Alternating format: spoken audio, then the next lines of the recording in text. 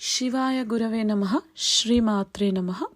By bowing down to the cosmic parents, Divine Mother, Father of the Universe, Parampita Parameshwara, Ma Lalita Tripura Sundari, and all the Shambhala Masters, the Siddha Masters, and the entire Guru Mandala, and by offering gratitude to Sringeri Jagadguru, Bharati Tirtha Swamigal, and also Kanchi Paramacharya Mahaperiyava, let's get into our today's topic.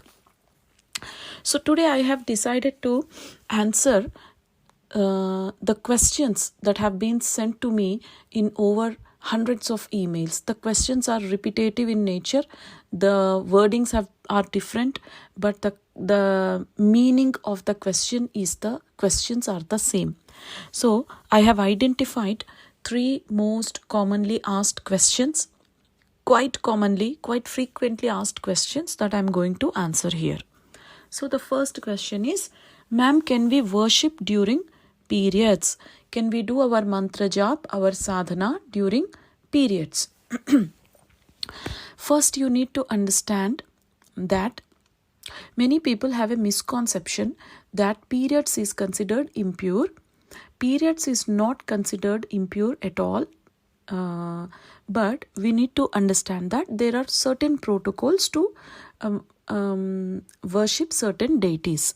So as part of those protocols, as per the scriptures, we need to refrain from the daily chores for the first 3 days of the periods, and we can continue our daily chores from the 4th day, and we can continue our prayers, mantra jap and sadhanas from the 5th day. So this is a prescription from the scriptures. Please kindly understand that this is not my personal opinion or my personal suggestion or advice. This is a prescription from our scriptures. So this is the answer for the first question. Second question that most commonly asked is, Madam, we consume non-vegetarian very frequently. Some people also mention that they consume non-vegetarian every day also.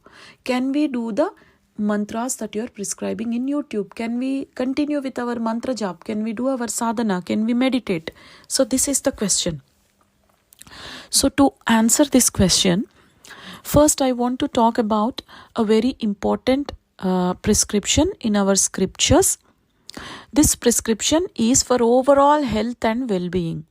Okay, and this has to be followed only on Sunday. So the prescription is to avoid physical intimacy on Sunday, avoid applying oil to hair on Sunday. Also, the suggestion has been to avoid having honey and non-vegetarian on Sundays. This is to get the blessings of Surya Graha Devata, who is the Atma Karaka, who is the Adhipati of well-being and health. Even as per horoscope, the placement of sun in horoscope mainly shows the health, or how the health of the person is going to be. Although there are other planets that talk about the health, sun is majorly considered as the one that indicates health in a person's horoscope. So these things, that is physical intimacy, oiling hair, consuming honey and non-vegetarian, to be avoided on Sunday. Now the next question comes, ma'am, what should we do from Monday to Saturday? Now, in our society, certain section of people have been advised not to have non-vegetarian.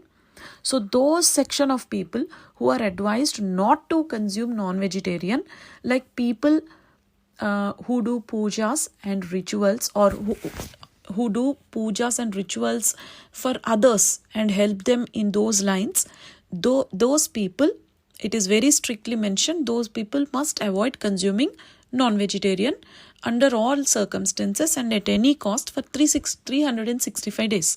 Now coming to the remaining section of people. For the remaining section of people, now you need to understand your ancestral pattern. What has been happening in your ancestral lineage? What did your ancestors do? Did your ancestors consume non-vegetarian? If yes, then you can you can probably carry on with the same food habits. But here you can choose whether or not to have non-vegetarian food, and choosing not to have non-vegetarian food means obviously lesser violence and a good dharmic principle. But if your non-vegetarian if your ancestral pattern has been to have non-vegetarian food, then probably you can continue. The next thing is the next question that is quite frequently asked is, Madam, which deity to worship during our problematic phases of life? Which deity to worship? See, this is very important to understand. Listen to me carefully. If you have your Ishta Devata, then just stick to your Ishta Devata when you are in trouble. Suppose your Ishta Devata is Shiva. Chant Shiva mantra, Shiva Panchakshari mantra. Take Upadesha of Shiva Panchakshari mantra. If you don't have Upadesha of Shiva Panchakshari mantra, then write down the Shiva Panchakshari mantra on a piece of paper. Go to a temple. Get that paper touched to the Shivling by the priest. And then take that paper into your hands and pray to Shiva that from today I consider that this mantra is an Upadesha directly from you. And from today I am going to chant this mantra. You can start like this. Or if your Ishta Devata is Ma Lalita Tripura Sundari, then start reciting Lalita Sahasranamam. Or if your Ishta Devata is Lord Narayana, then start reciting Vishnu Sahasranamam. So like this, stick to the worship of your Ishta Devata when you are in troubles in order to get out of those troubles. Now, if you don't have Ishta Devata and if you do not know your Ishta Devata, then in such a case, understand your problem, get it analyzed by an astrologer and take the suggestions or advices of astrologer. Follow the prescription pujas given by the astrologer. The most important thing you need to understand is, in order to come out of your problem, you have to take two approaches parallelly together. One is taking the right action in the 3D world, and to support the execution and the successful completion of that action, you have to take spiritual help as well. For example, if you are suffering with domestic violence, then taking legal opinion is called the 3D action. That is the action that you need to take.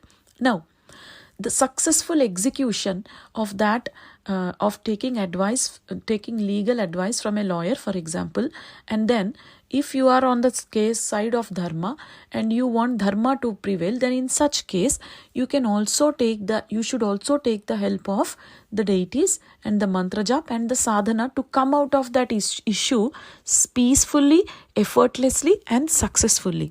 So that's why when you are in trouble, always take the action that needs to be taken in the 3D world, and also follow parallelly the spiritual worship, the spiritual procedure or the spiritual remedy that can help you all to come out of your issues successfully, gracefully.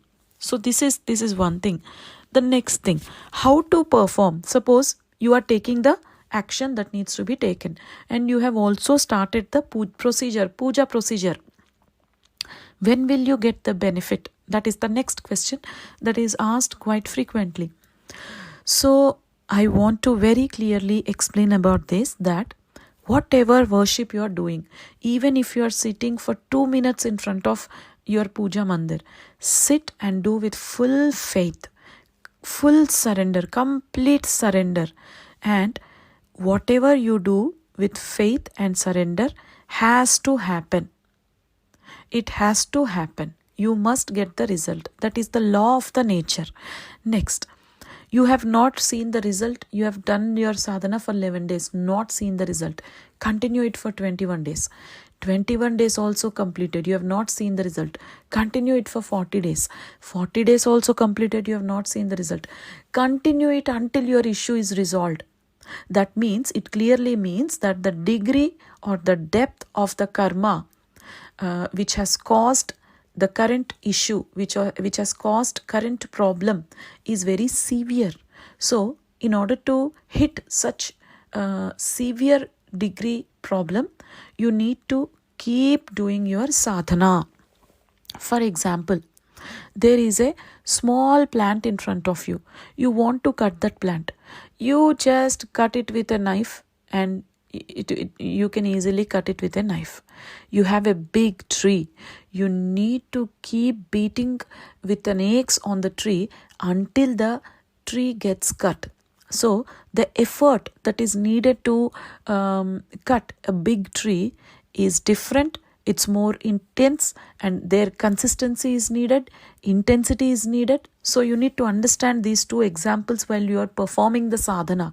If your karma is small, just like cutting a small plant with a scissor, in a similar way, your problem will be resolved very, very quickly. But if the karma is very big, if the karma behind your problem is very deep, it is very vast, then you have to keep hitting that karma with your sadhana until that karma is gone. Once the karma is gone, you'll be relieved. So this is the answer. So make sure whatever sadhana you are doing, do with full faith, complete surrender, and next, persistence and consistency. Being persistent and maintaining consistency in your sadhana is extremely important to see the results. So I think I have answered the three most important questions that are frequently asked. Please note that none of these answers are my personal answers. Most of the answers are from our scriptures, and some few of the answers are from my Guruji. So I hope this resolves the doubts. If you have any other questions or doubts, you can send me the email. I'm giving the email ID in the description box, and I'll answer your question. I'll answer your questions. So see you all soon. God bless you all. Namah Shivaya, Shri Matre Namah. Stay happy, stay blessed. Loka samasta sukhino bhavantu.